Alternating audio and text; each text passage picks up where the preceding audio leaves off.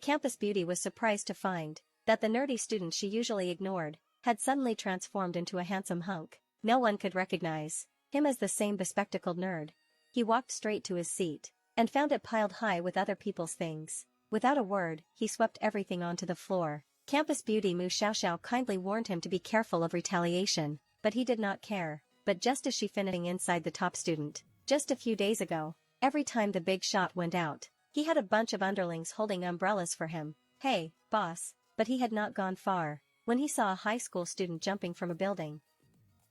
And he ended up getting crushed, but when he opened his eyes, he would somehow been transported into the body of this high school student named Ji Feng. He woke up disoriented, and his family started berating him, accusing him of trying to push his adopted brother, Yi Tian, down the stairs. They said he lost his footing and fell instead, but in reality, it was his adopted brother who pushed him. That two-faced little brat even gave a fake apology, saying it was all his fault for resisting. Otherwise his older brother would not have fallen back and was bullied daily by this adopted son. Now, he was being falsely accused. The boss has now become Yi Feng. Just then, a group of men in black burst in. Their leader, without a word, tried to take Yi Feng away, to be buried with their dead boss. It turns out the boss who saved Yi Feng was serious. He does not want to live a life of violence anymore. He wants to go back to school, to fulfill his dream of going to university today. Usually so intimidated by those guys he would not dare make a sound. Today he is like a different person. Yi Feng ignored them. He sat at his desk and took out his study materials.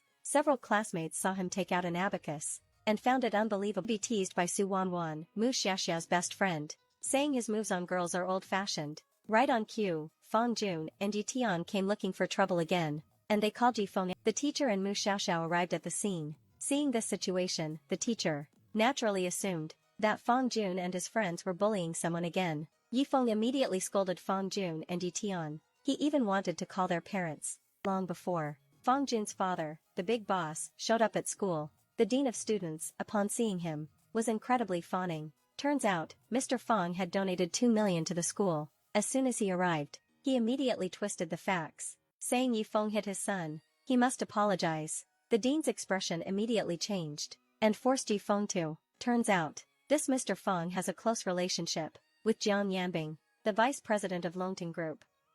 No one can afford to offend him, but they did not know that the vice president Jiang Yan they spoke of was actually Yi Feng's subordinate. Yi Feng's parents also rushed over for their adopted son. Upon hearing the other party was from the Longting Group, their legs went weak with fear. They forced Yi Feng to kneel and apologize.